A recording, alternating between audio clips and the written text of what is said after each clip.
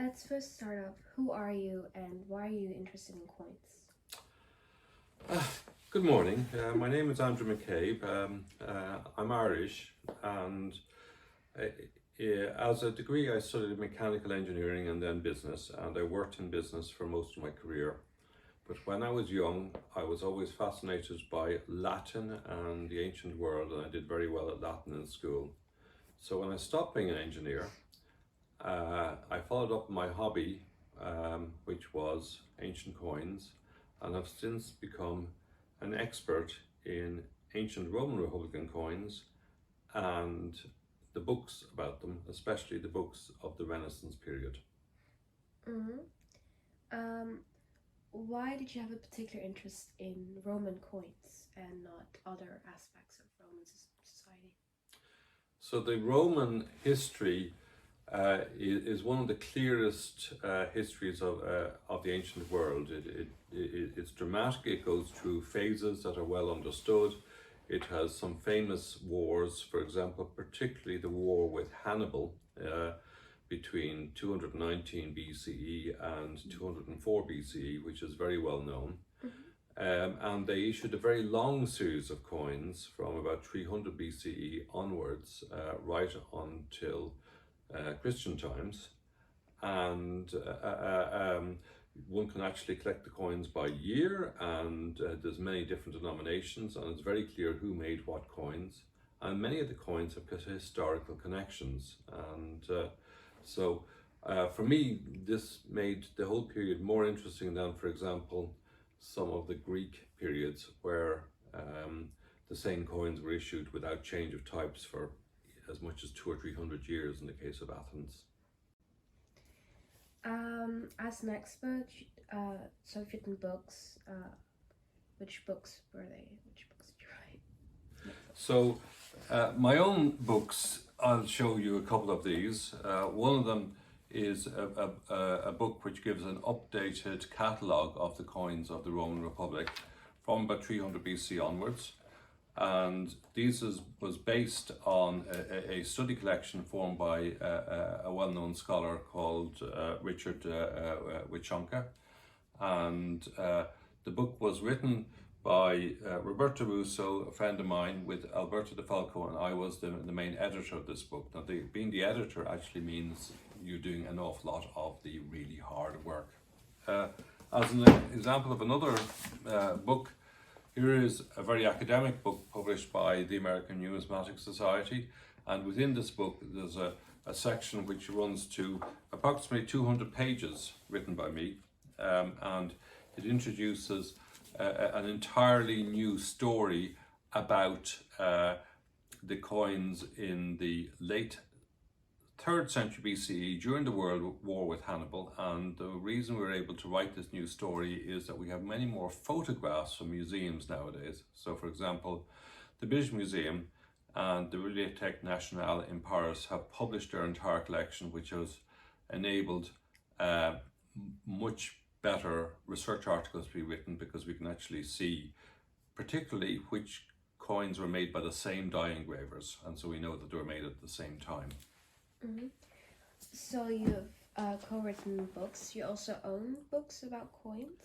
Yes, well, to research coins properly, I think it's important to start at the very beginning of time, because we have to understand where the stories about the coins came from. So many of the books I have date from the Renaissance period. So Gutenberg invented the printing press in the late 1400s. And almost the very first topic that was published after that was on the ancient world and ancient coins. And the reason is that typically the monasteries carried the learning through and carried the famous books of authors such as Livy and through to modern times. And these books were often very beautifully illustrated. So this book, for example, is a version of a book that was printed first in 1517, and this is the first illustrated book on ancient coins.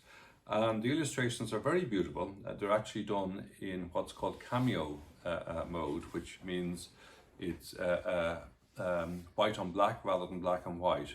And books were very, very expensive then. It used to cost several gold pieces for a book. And amazingly, this still is in absolutely totally readable condition. This is the first actual book about the ancient world and the ancient economy and coins, and it was published in 1514 by a French person named Budæus. And in it he talked about the monetary systems, the exchange rates, why people issued coins, what the weights of the coins were. And here's another book that was written in 1537, and this was written by an author who's taken pictures from the Trajan's column in Rome, and he is written about what was being pictured on Trajan's columns, and also links them to the ancient coins with the similar pictures. And the pictures are actually very beautiful. The book is in lovely condition. The paper feels lovely. Bear in mind that at that time they printed the text and the pictures separately. So they would first print the text. They'd have to fold up a large piece of paper in order to get the text to the right pages and so on. And then afterwards they come in and individually add the pictures to the book. But I want to talk about a few more books. This book, printed in the 1580s, was supposedly written by the Bishop of Ilerda in Spain, and you can see beautiful pictures of coins here. But we know that the illustrations of this book were actually by a woman, because we have her name on the front cover of the book. And this is actually the first book of any kind that we know to have been illustrated by a woman, and absolutely marvelous illustrations of Rome. And we see the monuments of Rome with the old streets behind them, which you don't see nowadays, because those streets have now been knocked down and now you just have the monuments by themselves. This book was written as a series of dialogues, conversations between the bishop and a learned friend. I see you also have some coins. Can you show them and tell a little bit about them? Yeah, so here are some coins that I have here for study purposes. These are actually some of the earliest Roman coins, and they're very large. And on one side of these you have a picture of Janus, which is the god at the beginning of the year, looking forward and backwards. And on the other side we have a picture of the front of a ship, and the coins weighed a pound, and the denomination was a pound at the time. And the reason the Romans made such very large coins is because it was because they had copper mines nearby. So the Etruscans, and the Romans are come from the Etruscan civilization, Etruria, what we call now Tuscany, was full of copper mines. And so rather than make coins out of silver like the Greeks did, the Romans decided to use what they had and made coins from bronze. And a pound coin weighed a pound, and it was made of a pound of copper. Of course, these would have been very heavy coins to bring to the shops. But at that time, coins were not used mainly for shopping purposes. They were mainly used for stores of wealth and for large transactions. So the large transactions might be buying an ox or a sheep, or it might be buying some land, or it might be buying to pay for a dowry. The Romans then did go on and start making silver coins after they started winning battles and started occupying areas of Italy which had Greek cultures and where silver coins were common.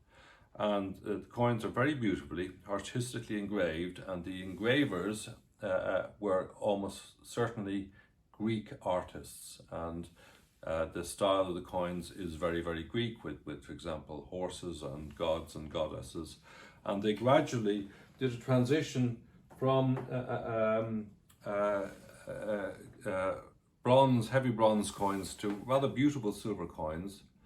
And those silver coins they were to make for hundreds of years, right up to the time of the Roman emperors such as Nero and Hadrian and so on, that we've all heard of, at the same standard. Mm-hmm. Do you know in more detail how coins were made at the time? Yes. So these heavy bronze coins, they were actually cast in molds made of sand. So somebody would make one example of the coin in for example, wood or stone, and then they would press that into wet sand cement, which of a kind of a cement, on either side, push the two sides together, clamp them together, and they would pour copper down a tube, and they would fill the coins, space on the coins. So then when it would cool down, they would then open the mold and they would break the coins out. And sometimes, as you see, for example, this coin, which has got a dolphin in it, when they broke the coins from the mold, you can see that they broke a piece off, and sometimes there's extra pieces sticking out the edge. So, but they were usually well controlled for weight because they knew the size of the coins. When they started making the silver coins, they used the same method as the ancient Greeks. And what they did then was they engraved two pieces of iron or hardened bronze, one of them on a flat piece of metal, one on a piece of metal that they would hold in their hand, with the designs of the head side, which is called the obverse on the bottom, and the tail side, which is called the reverse on the top, and they would hit that with a hammer, and that's how they would make the coins. That method continued until the 1500s. The people who made those coins, how many coins did they make approximately per year? Do you know that? That's a huge question, and we have many sources for knowing that. So from statistical reasons, we can use statistical techniques to work out how many coins were issued in a given year. So the Romans used to issue a different coin design every year, in fact 2 designs every year, for about 200 years. And we can approximately date when the coins were issued from hoards. So if a coin is missing from one hoard but present in another hoard, then the hoard where it's present is earlier than the hoard where it's missing. And then we can study the dies of the coins and work out approximately how many dies were made, because they're handmade. And using statistical techniques, we can then count the dies. And then we've done experiments which say approximately 20 to 30,000 coins were made per pair of dies. And we multiply those two together, and we come up with numbers that show that typically the Romans made 1 or 2 or 3 million silver coins a year, for hundreds of years. Mm-hmm. You can probably find those coins through the entirety of Europe because the Roman Empire was that big. Are there any hotspots where in the past the most coins have been found?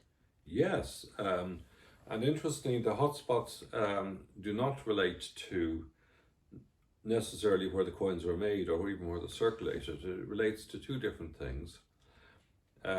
Firstly, if there was battles or wars. So for example, Hannibal beat the Romans several times in the 210s BCE, and in the provinces of Italy where those battles happened, we find a lot of coins because unfortunately the poor soldiers who were carrying them didn't go home.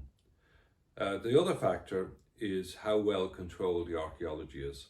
So in Northern Europe, for example, the Netherlands, Germany, there's often very good controls, and England particularly, very good controls and very good reporting on archaeological finds. And that's because it's usually free and not restricted to actually own or handle coins in these countries, and therefore people are not afraid of reporting. In some of the southern European countries, it happens that the ownership of anything ancient is forbidden, and as a result of that, if people find something, they don't report it and instead often smuggle it abroad illegally. So clearly, I'm personally in favour of the system that is used in England and the Netherlands. I think it's a good system. Mm-hmm. And the coins you have in your study, did you find them yourself? Did you buy them, or did you rent them somewhere? Yeah, so these are study coins, and they're not necessarily owned by me.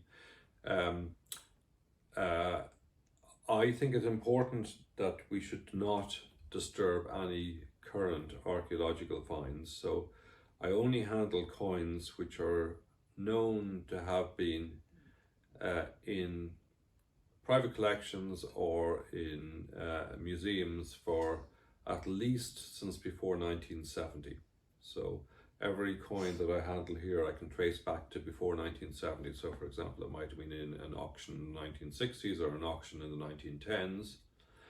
And the reason for that is that in current museum culture, it's important to know where things come from. You can't usually trace where the coins come from the ground, but at least if you know that it doesn't come from current finds, then you know that nothing is being disturbed archaeologically. So I make a point of only handling items which are known to have been around for a long time and might have been discovered even hundreds of years ago. And I have some specific coins here where I know that they were in collections from the 1800s or even 1700s.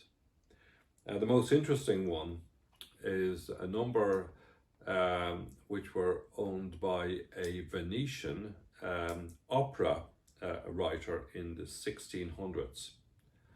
And his name was Apostolo Zeno.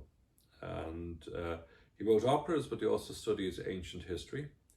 And he lived a very long time. He was died in 1743, and just before he died, he donated all of his coins to a monastery on a Austrian mountainside, where they laid undisturbed until 1938.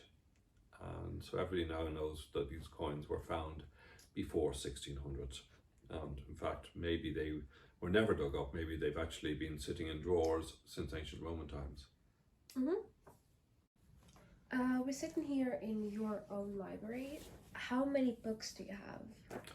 I have no idea. I don't think anybody with a library counts their books. And one thing, I'm also going to answer a question which you haven't yet asked, but probably will, is have you read all the books? Now, let me tell you something about libraries. Umberto Eco famously said that you should not have read the books in your library, because the library is a resource, so it should contain many things that you have not yet researched. Otherwise, what's it sitting for? If you've already read everything, then you need to go to somebody else's library. This is a research library, and I have books from the 1500s right up to the 21st century.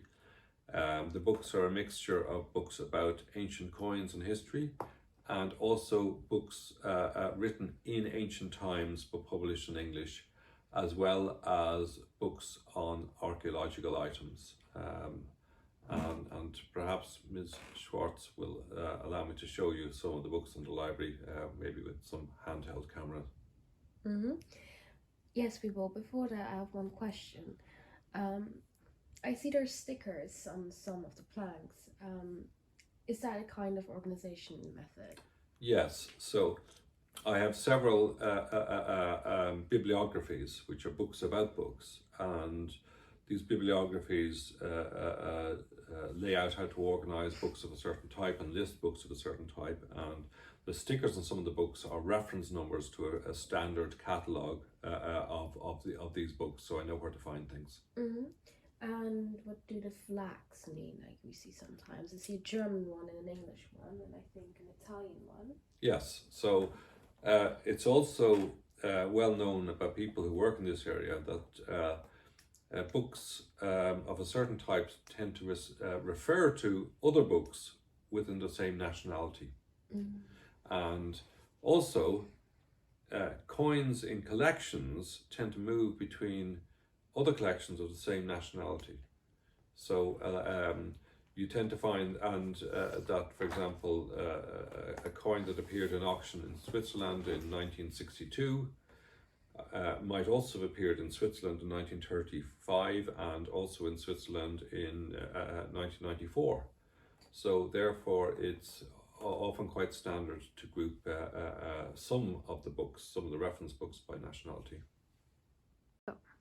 So I just wanted to briefly describe how the library is organised. So on the shelves over here, I have the oldest English translations of the ancient authors. And the reason that I like to have old translations is that when you have the very first translation, it means that the person who wrote this couldn't look at an earlier translation for ideas. It was purely original.